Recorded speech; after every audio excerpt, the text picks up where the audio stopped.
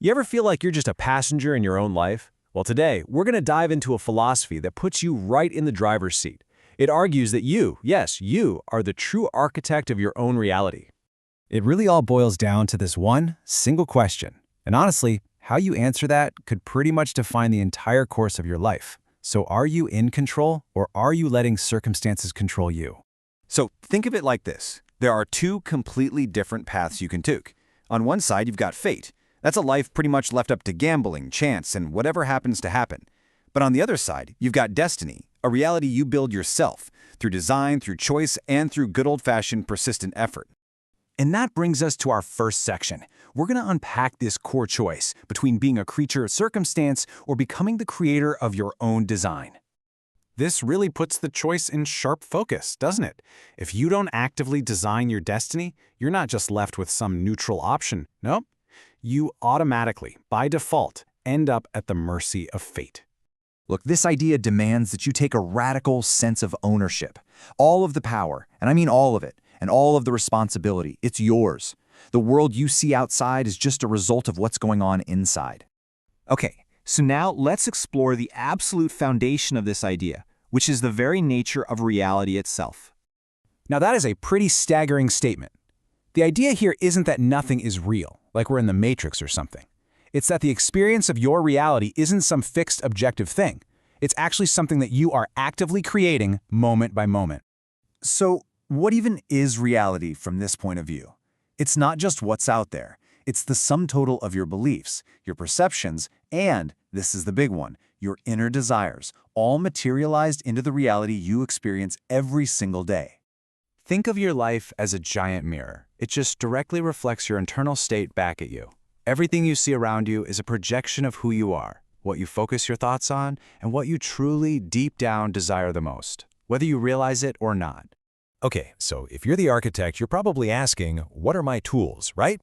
Well, this next section breaks down the how-tos of this whole philosophy, what our sources are calling the architect's toolkit.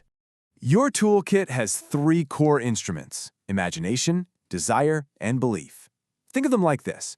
Imagination is the detailed blueprint for your creation. Desire is the focused will to actually build it. And belief?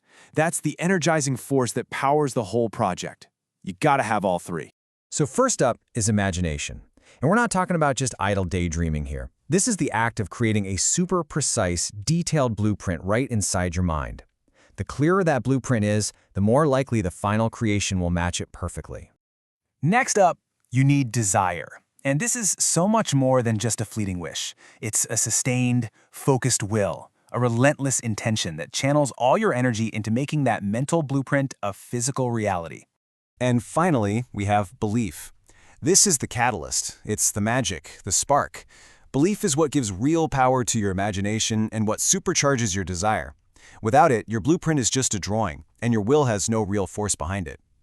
So you've got the tools, but how do you actually use them? This isn't about passive wishing, not at all. It's about deliberate action and adopting a very specific mindset. To make this work, there are a few non-negotiables. You have to sustain a continuous focus. You have to persevere when things get tough. You have to accept total 100% responsibility for all your outcomes. And you have to stay true to your own dreams always. You know, it really all comes down to this simple idea. The path isn't about being perfect. It's about persistence. It's that willingness to just keep going, especially when things get hard, that ultimately turns your vision into a reality. And here is a word of warning. This isn't just wishful thinking. It's an active, focused process. Without that sustained effort and a really firm intention, even the things you want the most can and probably will just slip right through your fingers. But why do all of this? I mean, what's the ultimate goal of becoming the architect of your own reality? Well, it might not be what you think. See, the ultimate goal isn't just to win the game or to accumulate a bunch of stuff. The real purpose, the real prize, is found in the journey itself, in the richness of the experience you create for yourself along the way. Ultimately, it's all about perspective. When you boil it all down, life isn't just about getting to the destination. It's about the experience. It's about fully engaging with the world while you're here. This is where you find the real value. It's not in the temporary things you can own, but in the intangible experiences you have, the memories you create, and the moments you treasure. Those are the things that really, truly last. And so, we come full circle, right back to this powerful, empowering central idea. You are holding the blueprint. You've got the tools. You are in charge of the entire design. So we're left with one final powerful question.